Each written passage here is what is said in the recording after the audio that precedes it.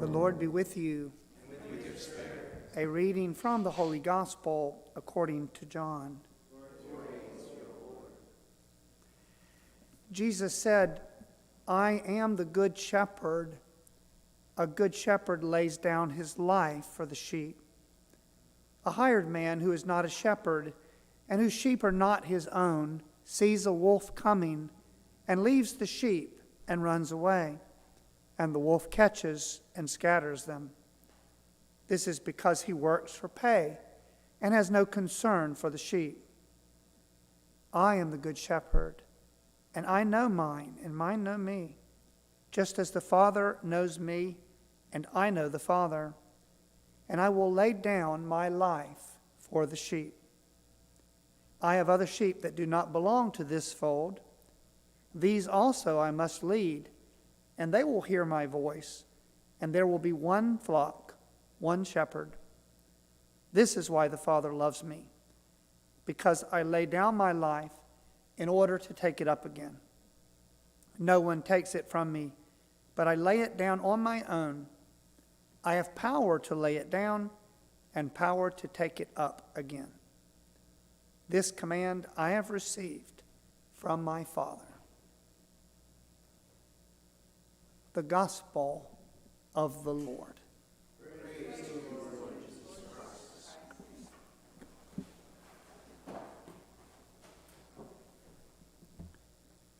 Today is called Good Shepherd Sunday, and Good Shepherd Sunday because we read John chapter 10 with a famous gospel which talks, Jesus identifies himself as the Good Shepherd. It's a day when we pray for, it's World Day of Prayer for Vocations. So we're praying for vocations for all of them. We thank God today for all the shepherds. As, you know, the first shepherds we had were our mother and our father, weren't they? And they were good shepherds, keeping us from running in the street and everything else, passing on the faith to us. And then, you know, St. Thomas says there's an ordo in who we should be most thankful for. Number one is God, who brought us into the world out of nothing and sustains us, right? If he were to take his hand away, we would cease to exist. Secondly, we should thank God for our parents.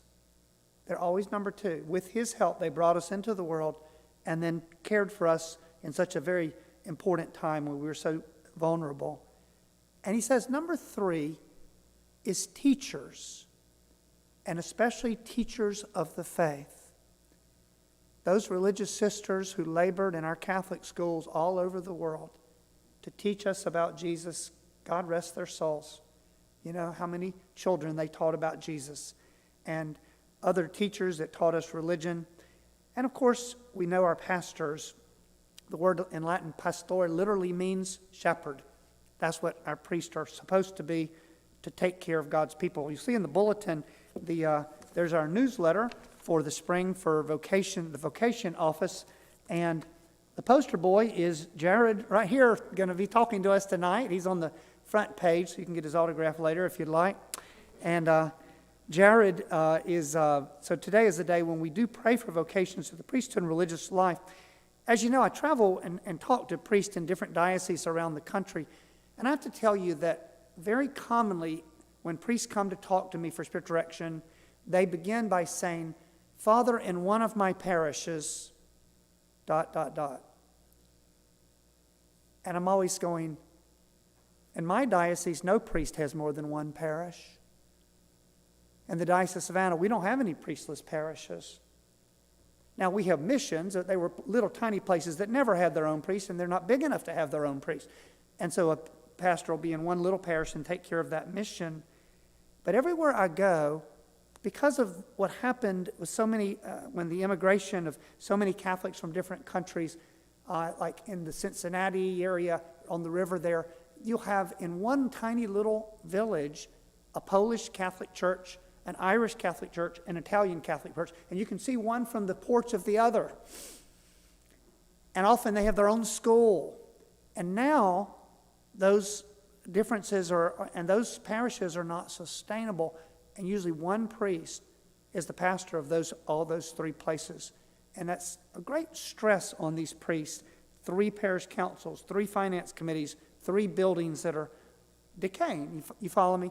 And so we're so blessed in the Diocese of Savannah But one of the reasons is because we only have 80,000 Catholics, and they have like 500,000, right? And also because we have only around 55 parishes with 20 missions attached to some of them, and yet we have 100 active priests and about another 23 retired priests.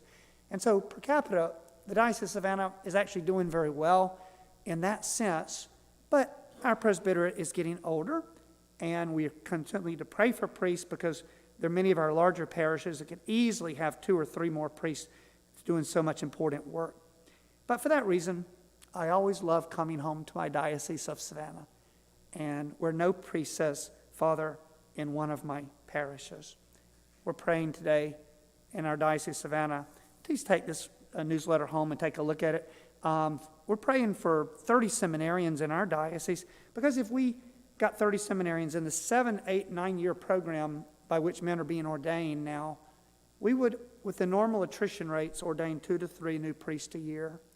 And for our Diocese of Savannah, that would more than suffice to staff the parishes and the missions that we have. And that's a very, very reachable goal. That's why we pray the 11th Ave, 1 extra Hail Mary after every decade of the Rosary, that the Lord will give us 30 seminarians and help us to attain that and maintain it. So I want to invite Jared Miller, who's come to visit with us. He's going to tell us a little bit about how God called him to become a priest, and then you can get his autograph later.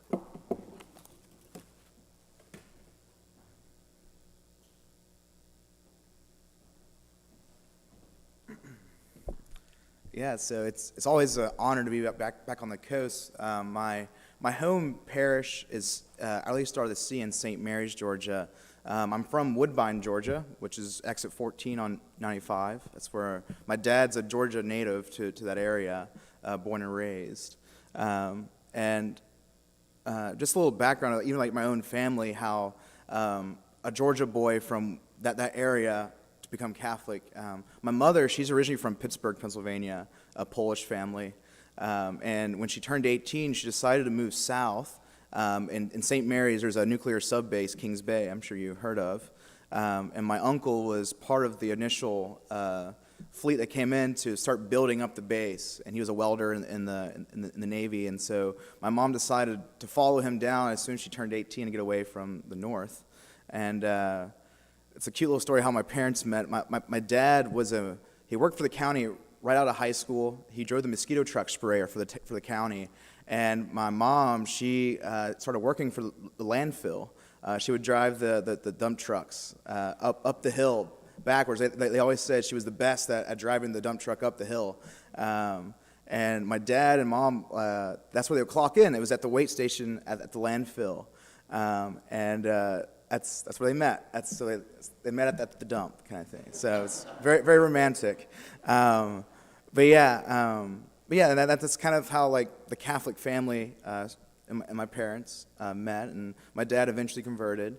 And for a little while there, like just in a sense that like they kind of fell away from the church. But I have 2 older brothers. I'm the youngest of 3, the 3 boys, and we're all 5 years apart.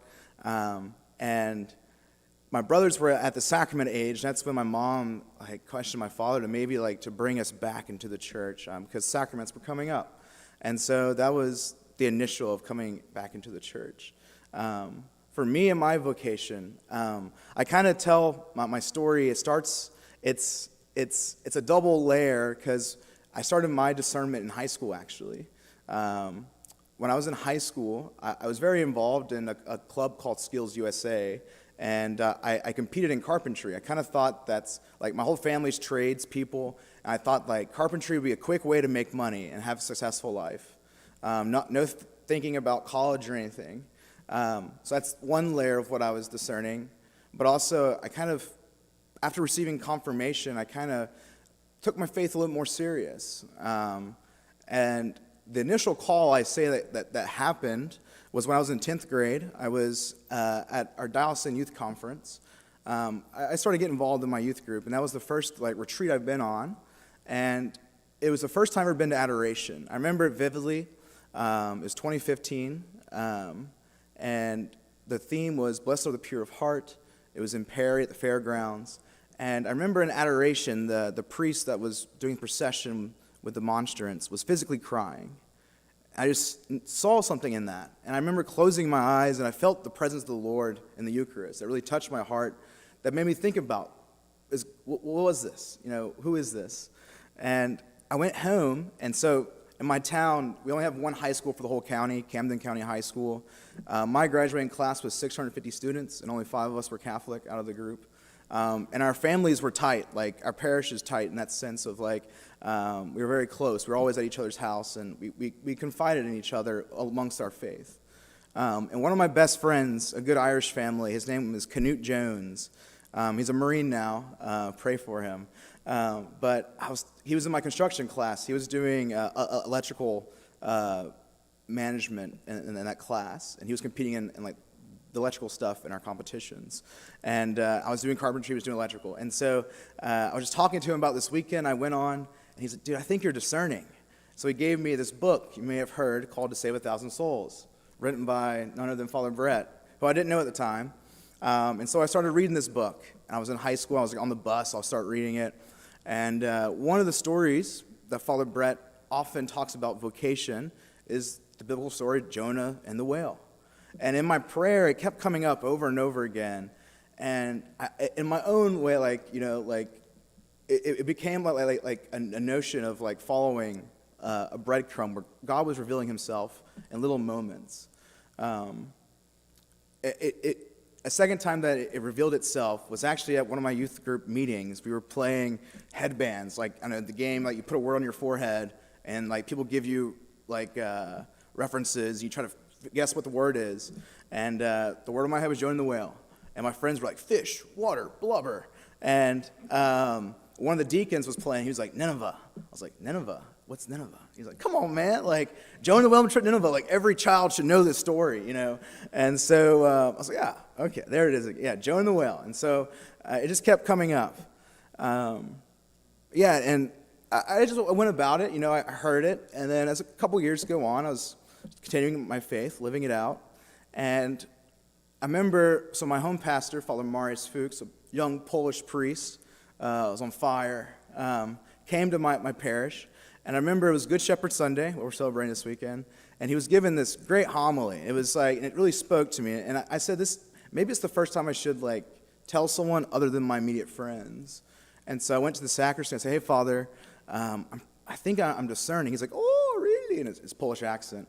And he's like, I was, Father, like, what do I do now? Like, I'm only in high school. Like, what am I doing?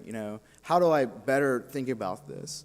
And he said, just stay involved in the parish. Like, you're very involved. Altar serve, usher, join the nights, teach at the Sunday school. So he's like, one of the things that really stuck with me was he said that when you altar serve, this is the closest place that you can get to Christ. And for you to discern, be close to Christ in the Eucharist. And this is like what my whole discernment is circled around is the Eucharist, right? That's what all of our lives should be focused around, our day-to-day life. And yeah, it made sense. And so I was just kept staying involved. And he said there'll be a point where, the parish can supply you so much. And then there'll be a moment where you have to take it on. You make the movement to go forward. And so it was one day I was just praying, and I decided to reach out to Father Pablo Magoni, who was the vocation director back then. And I started going on the different diocesan retreats to think about vocation. And it was funny because I didn't tell my parents yet still. I would tell them I'm going to a friend's house and we go to these church events. It's funny because it's like the opposite. Like kids would do, I'm going to this church event, I'm going to a friend's house. Yeah. But and so it was my senior year actually. It was like I was about to graduate. I was working at Ace Hardware in town. One of my best friends, his parents owned the hardware store. And and so she was like, my mom said, I know you're doing the construction stuff. Like, what's the plan after graduation? I was like, I think I'm going to go to seminary. She's like, what? There's other ways to serve the church, right? And I said, no, Mom, I think this is where God wants me to go. And if I go, there's no harm in it. I'll only just be a better man. No one's forcing me there. No one's holding a gun to my head and said, you have to do this. Like, it's in that freedom. And I think that stuck with her, like, okay. She thought about it, and a couple of days later, she said, I could totally see you being a priest. And that meant a lot because like I was totally I just didn't. I wanted to make sure on my own that like this is where God wanted me to go. And so at the same time, Archbishop Hartmeyer had a rule about guys out of high school to go to college first. So I was like, well, I wasn't planning on going to college, so I went in, did the SAT dry, and went in to college at Coastal Georgia in Brunswick. I did a year there. And then there was another one of our seminarians, Noah Pace, who was finishing his second year at Augusta University. And this one day I was at work, and Father Pablo called me and said, hey, we're thinking about sending to this college seminary in Louisiana, St. Joe's Seminary College, and I want you and Noah to go check it out and see if it's a good spot to send y'all. I was like, shoot, yeah, I'm definitely up for that. And so that's where I met Noah at, and it's very peaceful. It's 1,200 acres. It's ran by the Benedictines. It's a very manly seminary. They're very good at doing work, and which, as the carpenter, like I was very attracted to that, right? And so I remember when I got there, Father Gregory, who was the rector at the time, now he's the abbot of the monastery, he said, we have a couple guys visiting from Savannah, and y'all haven't seen here since the 70s, and the last guy here was Father Gabriel Cummings. And Father Gabe Cummings was my home pastor growing up, baptized and brought my parents back to the church, baptized, did my sacraments, and that really like reassured me that like I felt peace there. And that's when I knew that like this is where God wanted me to be at this moment. And so I went in that next year. I've been in 6 years now. So yeah, it's just like one day at a time, continuing. But in a way, I think there's like a natural beauty to that. Like in our vocation, like it's not at that moment that you realize, but when you look back at it, you see God's work there. And I think that's something that's very beautiful in my story. I think that like as I look back, I can see God in those moments of guiding me in the way where He wants me to go. And as continuing on, like every day, just being able to look back and see where I've seen God in the day. And so I ask for your continued prayers. Next summer's diaconate ordination, and the year after that, 2026, is priesthood ordination. So thank you all so much.